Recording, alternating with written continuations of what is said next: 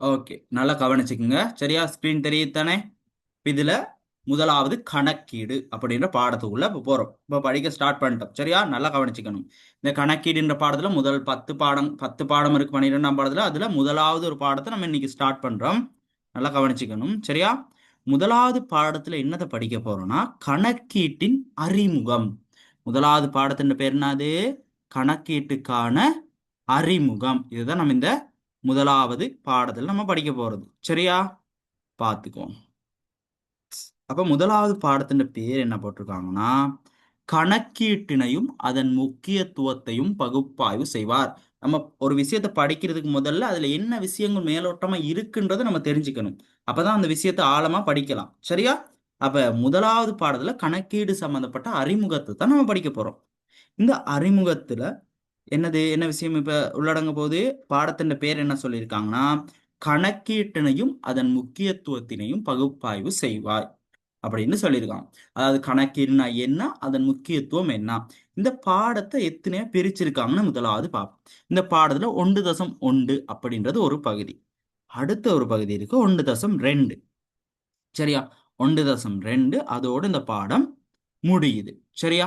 அந்த 1.2 சாரி 1.3 வரைக்கும் இருக்கு. 1.3. ஓகே, 1.3 வரைக்கும் இருக்கு. 1.1, 1.2, 1.3 அப்படி 3 பகுதிகளா இந்த பாடத்தை முதலாவது பிரிச்சிருக்காங்க. சரியா? நல்லா கவனிச்சுக்கணும். இருக்கிறது 10 பாடம் தான் உங்களுக்கு ஏ லெவல்ல. மொத்தம் 3 பாடம். அந்த 3 பாடம் சரியா கேக்குது தானே? ஏ லெவல்ல உங்களுக்கு இருக்க 3 பாடத்துல முக்கியமான ஒரு பாடம் அந்த அக்கவுண்டிங்ல மொத்தமே 12ல 10 பாடம் தான் இருக்கு. அந்த 10ல 1 அப்ப எவ்வளவு முக்கியத்துவமான பாடம்னு நல்லா கவனிச்சுக்கணும். அந்த பாடத்தை எத்தனையா பிரிச்சிருக்காங்க? 3 பகுதிகளா பிரிச்சிருக்காங்க. அதுல முதலாவது பகுதியை நம்ம இன்னைக்கு டிஸ்கஸ் பண்ணுவோம். சரியா? அப்ப இந்த பாடத்தின் தலைப்பு என்னது? கணக்கீட்டின் முக்கியத்துவத்தை பகுப்பாய்வு செய்வார் அப்படின்றது. சரியா? கணக்கீட்டினையும் அதன் முக்கியத்துவத்தையும் பகுப்பாய்வு செய்வார். அப்ப நம்ம கணக்கீடுன்னு சொல்றோம் முதலாவது. அப்ப இந்த பாடத்தை ஸ்டார்ட் பண்ணதுல இருந்து கணக்கீடுன்னு தானே சொல்லிக்கிருக்கோம். அப்ப கணக்கீடுனா என்னன்னு நம்மளுக்கு தெரிஞ்சிருக்கணும். சரியா? அப்ப கணக்கீடுனா என்னன்னு பார்த்துருவோம். சரியா? கணக்கீடு அப்படின்னா என்னன்றத அப்போ இப்ப நல்லா கவனிச்சுக்கணும். சரியா? டிஸ்கஸ் பண்ற விஷயத்தை நல்லா கவனிச்சுக்கணும். கணக்கீடு அப்படின்னு சொல்றது ஒரு செயன்முறை. கணக்கீடு அப்படின்னு சொல்றது என்னது? ஒரு செயன்முறை. இப்ப நம்மளுக்கு செயன்முறை அப்படின்ற சொல்லுக்கு விளக்கம் தெரியும் தானே? செயன்முறை அப்படின்னா என்னன்னா அது நடந்துகிட்டே இருக்குது. சரியா? எப்படி ஒரு ப்ரொசஸ் ஒண்ணு. இப்போ ஒரு செயன்முறைனா இப்போ நம்ம தகவலை எடுக்கிறோம், அதை பதிவு செய்யறோம், கணக்கிட்டு நிதிக்கூற்றுக்களை தயாரிக்கிறோம், அதை கொடுக்கிறோம். அதாவது நிறைய செயற்பாடுகளின் தொகுப்பு தான் செயன்முறை. அதாவது ஒன்னோட ஒண்ணு தொடர்பு பட்ட செயற்பாடுகள் இருந்துகிட்டே இருக்கு. இதுதான் செயன்முறை. அப்ப கணக்கீடும் இப்படிதான் ஒன்னோட ஒண்ணு தொடர்புபட்ட நிறைய விடயங்கள் இருக்கு. கணக்கீடு ஒரு செயன்முறை. என்ன செயன்முறை? தகவல் வழங்கும் செயன்முறை. கணக்கீடு என்ன செயல்முறை? தகவல் வழங்கும் செயல்முறை. யாருக்கு தகவல் வழங்குறோம் அப்படின்றது முக்கியமான ஒரு விஷயம். இப்போ வணிகம்னா நம்மளுக்கு என்னன்னு தெரிஞ்சிருக்கணும். முதலாவது வணிகம்னா என்னது? மனிதன் தேவை விருப்பத்தை பூர்த்தி செய்வதற்காக, மனிதனுடைய தேவை விருப்பத்தை பூர்த்தி செய்வதற்காக பொருட்கள் சேவைகளை உற்பத்தி செய்து விற்பனை விநியோகம் செய்யற ஒரு ஒண்ணுதான் வணிகம். சரியா? இந்த வணிகத்துல அக்கறை செலுத்துறவங்க நிறைய பேர் இருப்பாங்க. இப்ப சும்மா சரியா அந்த கணக்கீடுன்றத அப்படியே வச்சுட்டு இந்த விஷயத்துக்குள்ள வாங்க. முதலாவது வணிகம்னா என்னன்னு தெரிஞ்சிருக்கணும். வணிகம்னு சொல்றது என்னது? நமக்கு தேவையான பொருட்களை உற்பத்தி செய்து விற்பனை விநியோகத்துல ஈடுபடுற ஒரு நிறுவனம் தான் வணிகம். இந்த வணிகத்துல நிறைய பேர் அக்கறை செலுத்துவாங்க. வணிகத்துல என்ன செய்வாங்க? நிறைய பேர் அக்கறை செலுத்துவாங்க. இந்த அக்கறை செலுத்துறவங்களாம் முடிவெடுக்கணும் தானே? ஒரு வணிகத்துல அக்கறை செலுத்துறவங்களாம் முடிவெடுக்கணும். அப்ப அக்கறை செலுத்துறவங்களாம் முடிவெடுக்கிறதுக்கு என்ன தேவை? தீர்மானம் மேற்கொள்வதற்கு என்ன தேவைன்னு சொல்லுங்க பாப்போம். யாரும் சரி ஒரு ஆள் சொல்லுங்க. தீர்மானம் மேற்கொள்ள என்ன தேவை? ஒரு தகவல் தேவைப்படும். தீர்மானம் மேற்கொள்ள தகவல் தேவை. சரியா? அப்ப இந்த தகவலை வழங்கணும். அப்ப வணிகம் சம்பந்தப்பட்ட தகவலை வழங்குறது தான் என்னன்னு சொல்லப்படும். அப்ப கணக்கீடு. அப்ப இந்த அக்கறை செலுத்துறவங்க இருக்காங்க. இப்ப அக்கறை செலுத்துறவங்க ஒரு உரிமையாளர். இப்ப ஒரு வணிகத்தை எடுத்துட்டா இப்ப அதெல்லாம் தெளிவா படிப்போம். அக்கறை செலுத்துறவங்க யாரு அப்படின்றதெல்லாம். முதலாவது இந்த கணக்கீடுனா என்னன்ற விஷயத்தை டிஸ்கஸ் பண்ணுதானே, அதுக்காக தான் இந்த விஷயம். சரியா? அப்ப அக்கறை செலுத்துறோம் ஒரு வணிகம், அதுல அக்கறை செலுத்துறவங்க இருக்காங்க. அவங்க தீர்மானங்களை மேற்கொள்ள என்ன தேவை? தகவல் தேவை. இந்த தகவலை கொடுக்கிற செயல்முறை என்னன்னு சொல்லப்படும்? கணக்கீடு. அப்ப கணக்கீடு என்பது ஒரு செயல்முறை. என்ன செயல்முறை? தகவல் வழங்குற செயல்முறை. யாருக்கு தகவல் வழங்குற செயல்முறை? அக்கறை செலுத்தும் பிரிவினர்களுக்கு தகவல் வழங்குற செயல்முறை. எங்க இருந்து? வணிகத்துல இருந்து. அப்ப வணிகத்தில் அக்கறை செலுத்தும் பிரிவினர்களுக்கு தீர்மானம் மேற்கொள்ள தேவையான தகவல்களை வழங்குற செயல்முறையை தான் என்னன்னு சொல்றோம் நம்ம? கணக்கீடு. அப்ப கணக்கீடுனா என்னன்னு சொல்ல தெரியுமா? அப்ப கணக்கீடுனா என்னன்னு தெரியுமா? இப்ப இந்த விஷயம் கணக்கீடு அப்படின்னு கேட்டா என்னன்னு தெரியுமா? இப்ப சொல்லுங்க பாப்போம். ஒரு ஆள் கணக்கீடுனா என்னன்னு தெரியுமா? சொல்லு. சொல்லுங்க என்னன்னு கணக்கீடுனா என்னன்னு. கணக்கீட்டு அலகொன்றின் மீது அக்கறையுடையோர் தீர்மானம் எடுப்பதற்கு தேவையான பொருளாதார தகவலை வழங்கும் ஒரு செயல்முறை கணக்கீடு எனப்படும். வாசிக்க கூடாது, நம்ம அண்டர்ஸ்டாண்ட் பண்ணதை சொல்லணும். அக்கறை செலுத்துறவங்க தீர்மானம் மேற்கொள்ள தேவையான தகவல்களை வழங்குறது. சரியா? இப்ப கணக்கீடுனா என்னன்ற விஷயம். சரி. இப்ப அடுத்து அடுத்து என்ன விஷயம்னு பார்ப்போம். ஓகே. இப்போ அக்கறை செலுத்துறவங்க இங்க கைடு எடுத்துக்கிட்டீங்கன்னா நிறைய நிறுவனங்கள், இப்போ ஒரு வரைவிலக்கணம்னு வந்தோம்னா நிறைய நிறுவனங்கள் வரைவிலக்கணம் சொல்லியிருக்கும், நிறைய நபர்கள் வரைவிலக்கணம் சொல்லியிருப்பாங்க. இப்போ இங்க ஒரு விஷயம் சொல்லியிருக்காங்க. என்னது? அமெரிக்க கணக்கீட்டு சங்கம். அமெரிக்க கணக்கீட்டு சங்கம் இவங்க ஒரு வரைவிலக்கணம் சொல்லியிருக்காங்க. கணக்கீடுனா என்னன்னு சொல்லி. என்னது? தகவல்கள் தேவைப்படும் பிரிவினர்கள் தீர்மானங்கள் அல்லது முடிவுகளை எடுப்பதற்கு ஏற்றவாறு பொருளாதார தகவல்களை இனங்காணல், அளவீடு செய்தல், தொடர்பாடல் செய்தல் செய்யும் செயன்முறை கணக்கீடுன்னு சொல்லியிருக்காங்க. சரியா? அடுத்து அமெரிக்க சான்றுபடுத்திய பொது கணக்காளர் நிறுவனம், அதை ஒரு வரைவிலக்கணம் சொல்லியிருக்காங்க. இப்போ இங்க நம்ம வரைவிலக்கணம் நம்ம பாடமாக்கி சொல்றது இல்லை. நம்ம கொமர்ஸ் தானே, இப்போ ஏ லெவல் தானே. இப்போ இங்க வரைவிலக்கணங்கள் நம்ம பாடமாக்கி அப்படியே ஒப்பிக்கணும்ன்ற அவசியம் இல்லை. சரியா? நம்ம வரைவிலக்கணத்தை எப்படி முன்வைக்கணும்னா நம்ம என்ன விளங்கி இருக்கோமோ அதை நம்மட மொழிநடையில அழகா முன் வச்சோம்னா சரி. சரியா? அப்ப கணக்கீடுனா அக்கறை செலுத்தும் பிரிவினர்கள் தீர்மானம் மேற்கொள்ள தகவல் வழங்கும் செயல்முறை கணக்கீடு. இப்போ இந்த தகவல் வழங்கும் செயல்முறை அப்படின்னு சொன்னோம் தானே. இப்ப இந்த தகவல் வழங்க செயல்முறையில தகவல் அப்படின்றது என்னன்னா, இப்ப எல்லாமே ஒரு தகவல் தான். இப்ப இந்த ஒரு மேசையில ஒரு போன் இருக்குன்னா அது ஒரு தகவல். சரியா? இப்போ இந்த லெப்ல எவ்வளவு சார்ஜ் இருக்கு அப்படின்றது ஒரு தகவல். சரியா? இப்ப எல்லாமே தகவல் தான். இன்னைக்கு காலநிலை எவ்வளவு, என்ன வெப்பநிலை எவ்வளவு இருக்கு அப்படின்றது ஒரு தகவல். அப்ப இது எல்லாமே தகவல். இப்ப இந்த தகவல்ல என்ன மாதிரியான தகவலை நம்ம வழங்க போறோம் அப்படின்றது முக்கியமான விஷயம். அப்ப கணக்கீடுன்னு சொல்லிவிட்டு காலநிலை எப்படி இருக்கு, இப்ப எத்தனை ஊழியர்கள் வந்தாங்க வரல அப்படின்னு எல்லா தகவலையும் கொடுக்க முடியுமா? முடியாது. அப்ப எப்படியாப்பட்ட தகவல்களை நம்ம கொடுக்கணும் அப்படின்னு இருக்குதானே. அப்ப எப்படியாப்பட்ட தகவல்களை கொடுக்கணும்னா பொருளாதார தகவல்களை தான் கொடுக்கணும். எப்படியாப்பட்ட தகவல்களை கொடுக்கணும்? நம்ம பொருளாதார தகவல்களை. இப்ப பொருளாதார தகவல்னா என்னது? இப்ப பொருளாதார தகவல்னு சொல்றது ஒரு நிறுவனத்துல நிதிசார் தகவல்கள் நம்ம பொருளாதார தகவல்னு டைரக்டா சொல்லிடுவோம். எப்படி? இப்போ ஒரு வணிகத்துல ஒரு ஊழியருக்கான சம்பளம், வணிகத்துல வேலை செய்யற ஒருத்தருக்கு சம்பளம் ஒரு 50,000 கொடுக்கிறோம் அப்படின்றது ஒரு நிதிசார் தகவல். இதை ஒரு பொருளாதார தகவல்னு சொல்லிடுறோம். இப்போ இதோட இந்த நிதி சம்பந்தப்பட்ட விடயங்கள் மட்டும்தான் பொருளாதார தகவலான்னு கேட்டா இல்ல. சரியா? நிதி சம்பந்தப்பட்ட விடயங்கள் மட்டுமா பொருளாதார தகவல்?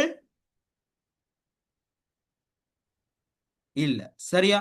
நிதி சம்பந்தப்படாத வணிகத்துல எத்தனை ஊழியர்கள் வேலை செய்யறாங்க, வணிகத்தின் பரப்பளவு எவ்வளோ, வணிகம் எத்தனை அலகுகள் மின்சாரத்தை நுகருது, அதாவது பயன்படுத்துது அப்படின்ற விடயங்களும் என்னது ஒரு வணிகத்துல முக்கியமான விடயங்கள் தான். அப்ப இதுவும் ஒரு பொருளாதார தகவல் தான்.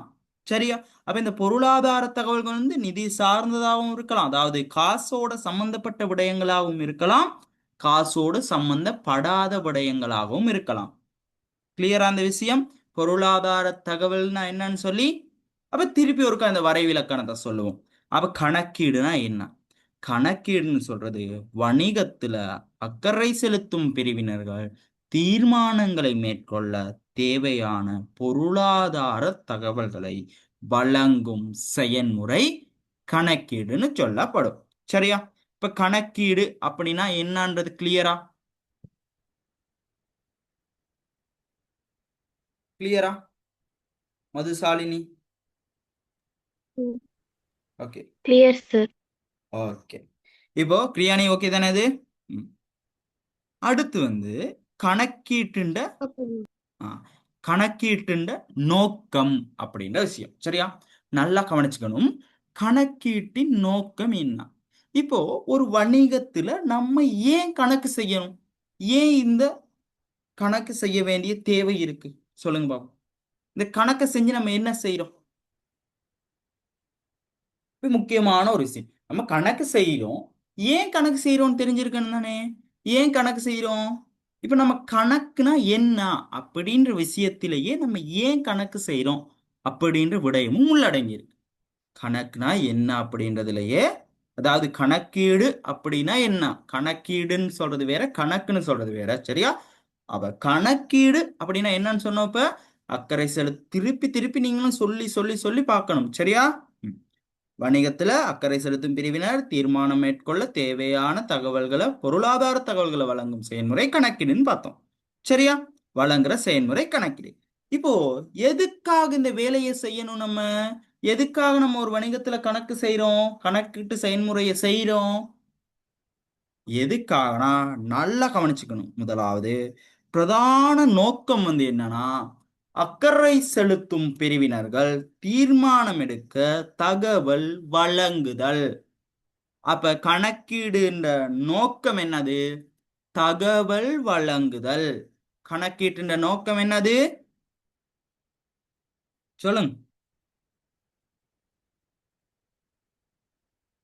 கணக்கீட்டின் நோக்கம் என்னது பிரியாணி? தகவல் வழங்குதல். சரியா? கணக்கீட்டின் நோக்கம் அப்ப தகவல் வழங்குதல். இப்போ எப்படியாப்பட்ட தகவல்களை வழங்க போறோம்? பொருளாதார தகவல்களை வழங்க போறோம். சரியா? பொருளாதார தகவல்களை வழங்க போறோம். யாருக்கு வழங்க போறோம்? அக்கறை செலுத்தும் பிரிவினர்களுக்கு.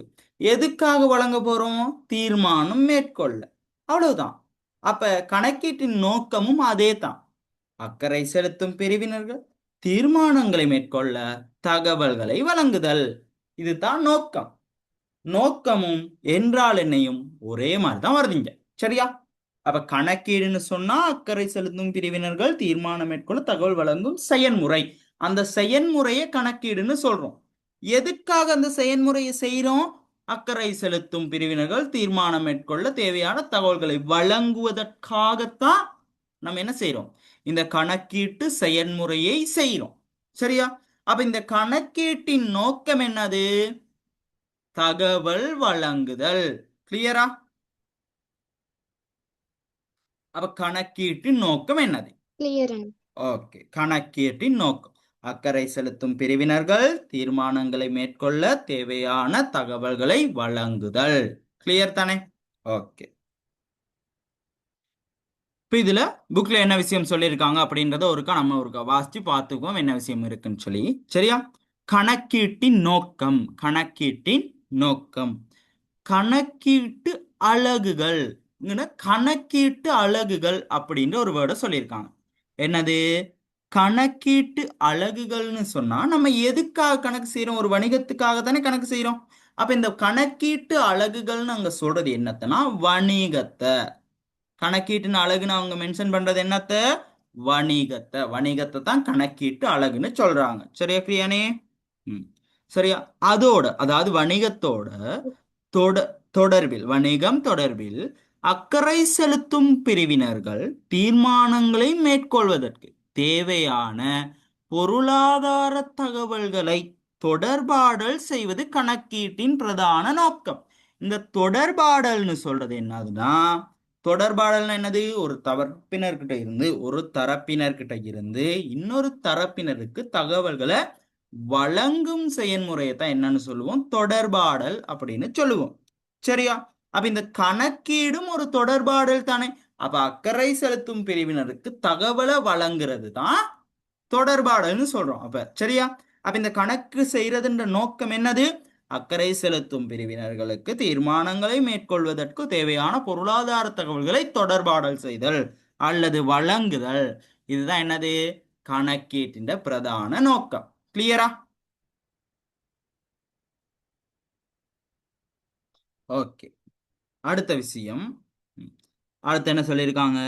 கணக்கீட்டு அலகு என்பது, சரியா, கணக்கீட்டு அலகு என்பது, கணக்கீட்டு அலகுனா தனிநபர், வணிக அமைப்புகள், அரசு அல்லது எந்த ஒரு நடவடிக்கை என்றாகவும் இருக்கலாம். அது என்னவாகவும் இருக்கலாம். ஆனா இங்க கணக்கீட்டு அலகுன்னு மென்ஷன் பண்றது என்னத்த?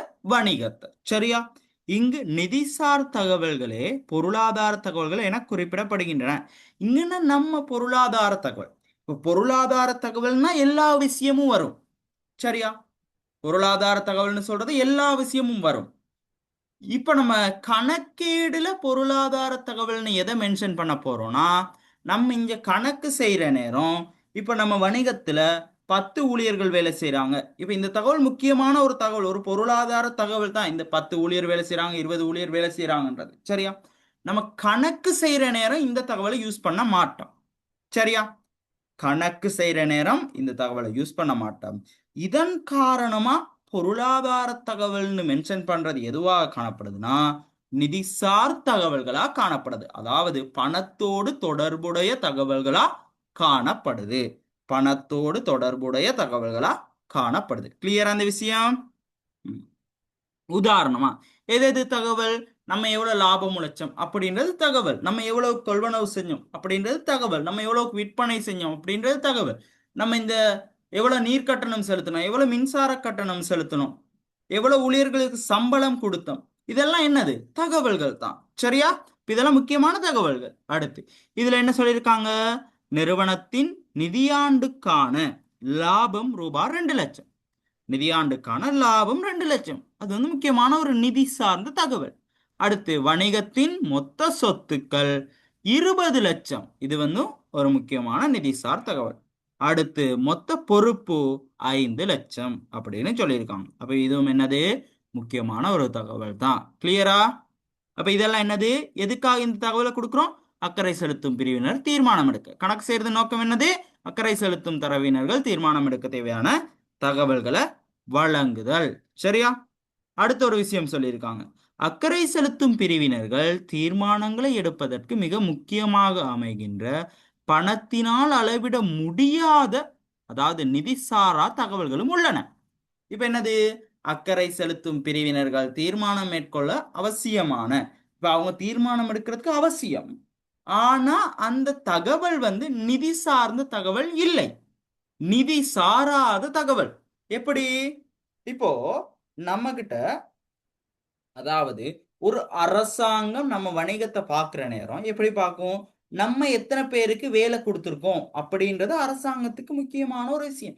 நம்ம அதிகமான நபர்களுக்கு வேலை வாய்ப்பை ஏற்படுத்தி கொடுக்குற மாதிரி தான் நம்ம வணிகம் அரசுக்கு ஒரு முக்கியமான ஒரு வணிகம். ஏன்? நாட்டில் உள்ள மக்களுக்கு வேலை வாய்ப்பை ஏற்படுத்தி கொடுக்க வேண்டியது யாரோட கடமை? அரசுண்ட கடமை. அந்த கடமையில யாரு பங்கு கொள்றாள்? வணிகங்களும் பங்கு கொள்ளுது. அப்ப இது ஒரு முக்கியமான தகவலா இல்லையா? அரசாங்கத்துக்கு நம்ம எத்தனை ஊழியர்களை வேலைக்கு எடுத்திருக்கோம்னு சொல்றது. அப்ப இது ஒரு முக்கியமான தகவல். இது ஒரு பண ரீதியான தகவலா? இல்ல, பண ரீதியான தகவல் இல்ல, ஆனா ஒரு முக்கியமான பொருளாதார தகவல். சரியா? அப்ப ஊழியர் எண்ணிக்கை, அடுத்து விற்பனை அலகுகள் என்னன்னு சொல்லியிருக்காங்கன்னு ஒருக்கா பார்த்துக்குவோம். சரியா? உதாரணமாக நிறுவன ஊழியர்கள் எண்ணிக்கை 500. அடுத்து தரத்திலும் பண்பிலும் உயர்ந்த பொருட்களை விற்பனை செய்வதன் காரணமாக வணிகம் தொடர்பில் பொதுமக்களிடம் சிறந்த துலங்கல் காணப்படுகின்றது. நம்ம நல்ல பொருட்களை விற்பனை செய்யணும், தரமான பொருட்களை விற்பனை செய்யணும். இது ஒரு முக்கியமான தகவலா இல்லையா? இப்போ ஒரு கடையில போயிட்டு ஒரு பொருளை வாங்குறோம்னா அந்த கடையில எவ்வளவு பிசினஸ் போகுதுன்றதோட அந்த வணிகம் நல்ல வணிகமா, அந்த வணிகத்துல நல்ல பொருட்கள் விற்பனை செய்யப்படுமா, தரமான பொருட்கள் விற்பனை செய்யப்படுமா அப்படின்றது முக்கியமான தகவலா இல்லையா? அதுவும் ஒரு முக்கியமான தகவல் தான். விலையை மட்டும் நம்ம பார்த்து ஒரு பொருளை வாங்குவோமா? இல்ல, தரத்தையும் பார்ப்போம். அப்ப இந்த தரமும் ஒரு முக்கியமான ஒரு பண்பு தான். ஆனா அது நிதி சார்ந்த தகவல் அல்ல. சரியா? கிளியரா? அடுத்து, ஊழியர்களை ஊக்குவிக்கும் சிறந்த வேலை சூழல். இப்போ ஒரு வணிகத்தின் உற்பத்தி திறன் எப்படி? உற்பத்தி திறன்னா நம்ம எந்த அளவுல உற்பத்தி செய்யறோம் அப்படின்றது ஊழியர்களோட திறன் அடிப்படையாக கொண்டு தான் இருக்கும். அப்ப இந்த ஊழியர்களுக்கு கொடுக்கிற சம்பளம் மட்டுமா முக்கியமான விஷயம்? இல்ல, இந்த ஊழியர்கள் எந்த அளவு திறமையானவங்க அப்படின்றதும் முக்கியமான ஒரு விஷயம் தான். அப்ப இதுவும் எங்க? ஆனா இதெல்லாம் பத்தி நம்ம இப்ப இந்த தகவல்கள்லாம் பத்தி இந்த கணக்கீடு பாடத்துல நம்ம இதுக்கப்புறம் கதைப்போமா?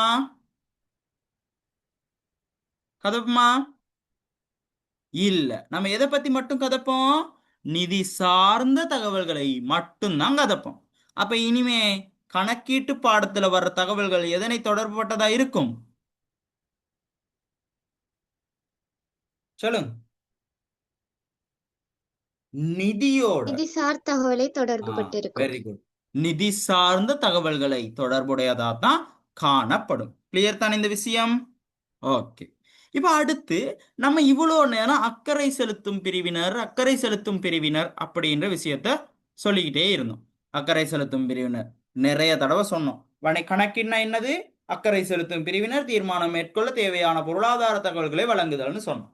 வழங்குற செயல்முறை. கணக்கீட்டின் நோக்கம் என்னது? அக்கறை செலுத்தும் பிரிவினர்கள் தீர்மானங்களை மேற்கொள்ள தேவையான தகவல்களை வழங்குதல் கணக்கீட்டின் நோக்கம்னு சொன்னோம். சரியா? இப்ப இதுல யாரு அக்கறை செலுத்துறவங்க அப்படின்றது முக்கியமான விஷயம் தானே. அப்போ ஒரு வணிகம்னு எடுத்தா யாரு அக்கறை செலுத்துறா அப்படின்றது முக்கியமான ஒரு தகவல் தான். சரியா? இப்ப யாரு அக்கறை செலுத்துவா? இப்ப உங்களுக்கு தெரிஞ்சது சொல்லுங்க பாப்போம். ஒரு பிசினஸ் ஒரு வணிகம் இருக்கு. உங்களோட ஊர்ல ஒரு கடை இருக்கு, உங்க வீட்டுல ஒரு கடை இருக்கு அப்படின்னா அந்த வணிகத்துல யார் யார் அக்கறை செலுத்துவாவா இருக்கும்? சொல்லுங்க பாப்போம், உங்களுக்கு தெரிஞ்சவங்க சொல்லுங்க. இப்ப இதுக்கு முதல்ல நீங்க ஓ லெவல்ல படிச்சதோ, ஓ லெவல் கொமர்ஸ் எடுத்திருக்கலாம், எடுக்காம இருக்கலாம், அதெல்லாம் பத்தி ஒரு விஷயம் இல்லை. திருப்பி நீங்க ஃப்ரெஷ்ஷா புதுசா படிக்கிறீங்க அப்படின்னு நினைச்சுக்கோங்க. சரியா?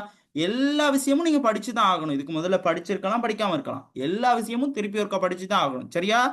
அப்ப இப்ப சொல்லுங்க பாப்போம், ஒரு வணிகத்துல அக்கறை செலுத்தும் பிரிவினர்கள் யார் யாரா இருப்பாங்களா இருக்கும்? இப்ப உங்களுக்கு தெரிஞ்ச ஆன்சர் சொல்லுங்க பாப்போம். உரிமையாளர், உரிமையாளர், முகாமையாளர், ஊழியர்கள், வாடிக்கையாளர்கள், அரசு, சமூகம், நிதி நிறுவனம். ஓகே. இப்ப நம்மளுக்கு தெரிஞ்ச மாதிரி சொல்லுவோம். இப்ப ஒரு வணிகத்துல யார் யார் அக்கறை செலுத்துவா? சரியா? மதுசாலினி நல்லா கேக்குத்தானே, கவனம் கவனிச்சுக்குங்க. சரியா? இப்போ ஒரு வணிகத்துல யார் யார் அக்கறை செலுத்துவா அப்படின்றது முக்கியமான ஒரு விஷயம். இப்போ ஒரு வணிகத்தை எடுத்துக்கிட்டா அந்த வணிகத்துக்கு யாரு காசு போட்டிருப்பா? யார் விட்டு காசுல அந்த வணிகத்தை ஆரம்பிச்சிருப்பாங்க?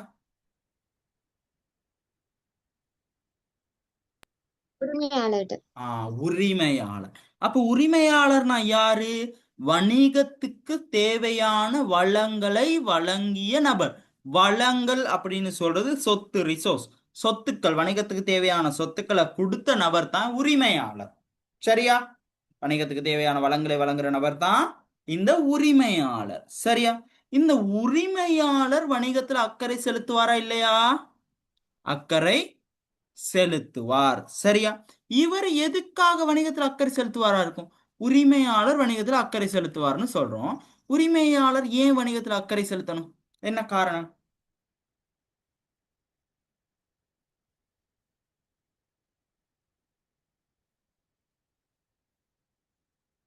சொல்லுங்க பாபு.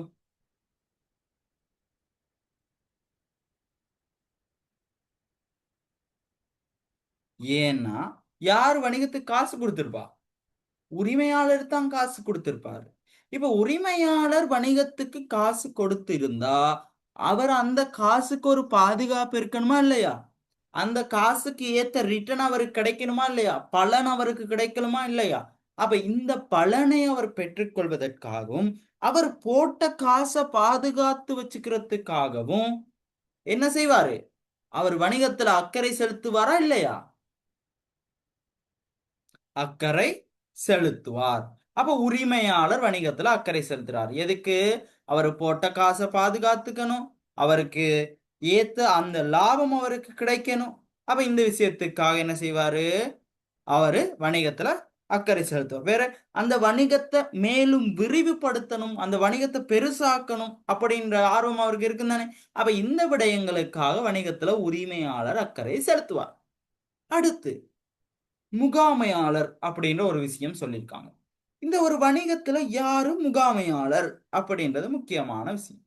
யாரு முகாமையாளர்? முகாமையாளர் அப்படின்னு சொல்றது யாருன்னா, ஒரு வணிகத்துல முகாமையாளர் அப்படின்னு சொல்றது யாருன்னா, உரிமையாளர் மேற்கொள்ளும் தீர்மானங்களை நடைமுறைப்படுத்துற நபர் தான் முகாமையாளர். உரிமையாளர் நோக்கத்தை அடைஞ்சு கொள்ள உரிமையாளர் மேற்கொண்ட தீர்மானங்களை நடைமுறைப்படுத்துற நபர் தான் முகாமையாளர். மேனேஜர், இப்ப பேங்க்ல மேனேஜர் இருப்பாங்க, ஒரு ஃபுட் சிட்டினா மேனேஜர் இருப்பாங்க. அப்ப இந்த மேனேஜர் அப்படின்னு சொல்றது யாரு? உரிமையாளர் மேற்கொண்ட தீர்மானங்களை நடைமுறைப்படுத்துற நபர் தான் யாருன்னு சொல்லுவோம்? முகாமையாளர். சரியா? இந்த முகாமையாளரும் வணிகத்துல ஒரு ஊழியர் தான். சரியா? முகாமையாளரும் வணிகத்துல என்னது? கேட்கல. ஊழியர். முகாமையாளரும் வணிகத்துல ஒரு ஊழியர் தான். சரியா? இப்போ இந்த முகாமையாளர் ஏன் அக்கறை செலுத்துறார் வணிகத்துல? அவர் ஏன் வணிகத்துல அக்கறை செலுத்தணும்? அவருக்கு வேலை என்னது? உரிமையாளர் மேற்கொண்ட தீர்மானங்களை நடைமுறைப்படுத்த. அப்ப உரிமையாளர் மேற்கொண்ட தீர்மானங்கள் சரியா நடைமுறைப்படுத்தப்படுதா இல்லையான்னு பாக்குறதுக்கு முகாமையாளர் அக்கறை செலுத்தணுமா இல்லையா? அக்கறை செலுத்தணும். உரிமையாளர் மேற்கொண்ட தீர்மானங்களை சரியா நடைமுறைப்படுத்த. அடுத்து அவரும் வணிகத்தை விரிவுபடுத்த வேண்டிய பொறுப்பு அவருக்கும் இருக்கு. அப்ப வணிகத்தை விரிவுபடுத்துறதுக்கு அவருக்கு ப்ரமோஷன் கிடைக்கணும், அவருக்கு ப்ரமோஷன் கிடைக்கணும், அதுக்காக அவர் வணிகத்தில் அக்கறை செலுத்துவார். அவருக்கு நல்ல சம்பளம் கிடைக்கணும், அதுக்காக அக்கறை செலுத்துவார். அடுத்து ஊழியர். ஊழியர்னு சொன்ன யாரு? வணிகத்துக்கு தனது உழைப்பை வழங்கி சம்பளத்தை பெற்றுக்கொள்ற நபர்கள் தான் ஊழியர்கள். ஊழியர்னு சொல்றது யாரப்ப? வணிகத்துக்கு தனது உழைப்பை வழங்கி சம்பளத்தை பெற்றுக்கொள்ற நபர்கள் தான் யாரு? ஊழியர்கள். இப்ப நம்ம ஒரு கடைக்கு வேலைக்கு போறோம்னா நமக்கிட்ட இருக்கிறது உழைப்பு. அந்த உழைப்பை அந்த கடைக்கு கொடுத்து நம்ம என்ன செய்யறோம்?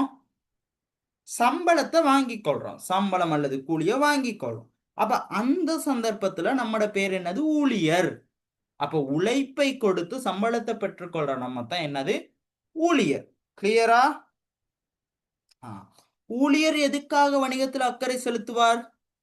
ஊழியர் எதுக்காக வணிகத்தில் அக்கறை செலுத்துவார்? ஊழியர் எதுக்காக வணிகத்தில் அக்கறை செலுத்துவார்னா அவருக்கு சம்பளம் கிடைக்கணும். அப்ப என்னது? உழைப்புக்கேற்ற சம்பளத்தை அவர் வாங்கிக்கணும். அவருக்கு அந்த வேலை பாதுகாப்பா இருக்கணும், அந்த வேலை அவருக்கு உறுதியா இருக்கணும், வேலை செய்யற இடம் பாதுகாப்பான சூழலா காணப்படணும், அங்க சுகாதார வசதிகள் காணப்படணும். இந்த மாதிரி தேவைகளுக்காக அவர் வணிகத்துல அக்கறை செலுத்துவார். கிளியரா? இப்ப ஊழியர் பார்த்தோம், முகாமையாளர் பார்த்தோம், உரிமையாளர் பார்த்தோம், வணிகத்துல அக்கறை செலுத்துறவங்க. சரியா? இப்ப அடுத்து வாடிக்கையாளர் பார்த்துருவோம். யாரு? முக்கியமான நபர். ஒரு வணிகத்துக்கு முக்கியமான நபர் தான் யாரு? வாடிக்கையாளர். வாடிக்கையாளர். இப்ப வாடிக்கையாளர்னா யாரு? நம்மளுக்கிட்ட பொருட்களை கொள்வனவு செய்யற நபர்கள் தான் யாரு? இந்த வாடிக்கையாளர். நம்ம கிட்ட இருந்து பொருட்களை கொள்வனவு செய்யற நபர்கள் தான் வாடிக்கையாளர். இந்த வாடிக்கையாளர் எதுக்காக நம்ம மேல அக்கறை செலுத்துவாங்க? ஒரு வணிகத்துல வாடிக்கையாளர்கள் எதுக்காக நம்ம மேல அக்கறை செலுத்துவாங்களா இருக்கும்? சொல்லுங்க பாப்போம். சொல்லுங்க பிரியாணி, மதுசாலினி யார் சார் சொல்லுங்க. இப்ப எதுக்காக ஒரு நியாயமான முறையில வந்து பொருட்களை பெற்றுக்கொள்றதுக்கு. ஆ நியாயமான விலையில பொருட்களை பெற்றுக்கொள்றது. இப்போ வாடிக்கையாளர்னா கஸ்டமர். நீங்க ஒரு கடையில பொருளை வாங்குறீங்களான்னா அந்த கடை மேல நீங்க ஏன் அக்கறை செலுத்துவீங்க? அவ்வளவுதான். எதுக்காக? நம்ம கொடுக்கிற காசுக்கு நியாயமான பொருள், அதாவது தரமான பொருளை நம்ம நியாயமான காசு கொடுத்து தரமான பொருளை பெற்றுக்கொள்ளணும். அடுத்து விலை கழிவு சலுகைகளை அவங்க கிட்ட இருந்து வாங்கிக்கிறதுக்காக மேலதிக வசதிகள். இப்ப டவுன்ல போயிட்டு ஒரு பொருளை வாங்குறீங்களா இருந்தா, இப்போ ஒரு பெரிய கபட் ஒன்று வாங்குறீங்க டவுன்ல போயிட்டு, இப்ப அவங்க வந்து டிரான்ஸ்போர்ட் கொடுக்குறாங்க, அதாவது போக்குவரத்து வீட்டுக்கு கொண்டு வந்து கொடுக்குறாங்க. அப்ப இதெல்லாம் வசதிகள். அப்ப வாடிக்கையாளர் எதுக்காக வணிகத்துல கவனம் செலுத்துறாரு? நியாயமான விலையில தரமான பொருளை பெற்றுக்கொள்வதற்கு, விலைக்கழிவு சலுகைகளை பெற்றுக்கொள்வதற்கு, எனது மேலதிக வசதிகளை பெற்றுக்கொள்வதற்கு, இந்த மாதிரி விடயங்களுக்காகத்தான் வாடிக்கையாளர் ஒரு வணிகத்தின் மீது அக்கறை செலுத்துறாரு. சரியா? இன்னும் ஒரு 1 மினிட்ல மாதிரி கட் ஆகும். கட் ஆனா ரீஜாயின் ஆகுங்க. சரியா? திருப்பி ஜாயின் ஆகுங்க. அடுத்த விஷயம் அரச நிறுவனம். அரசு அரசாங்கம் எதுக்கு நம்ம மேல அக்கறை செலுத்து?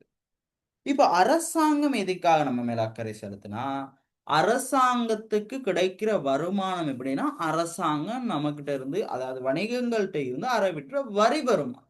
நம்ம உழைக்கிற வருமானத்துல ஒரு பகுதியை எங்க செலுத்துறோம்? அரசாங்கத்துக்கு. அப்ப அந்த அரசாங்கம் எதுக்கு நம்ம மேல அக்கறை செலுத்துது? அரசாங்கம் வரி வருமானத்தை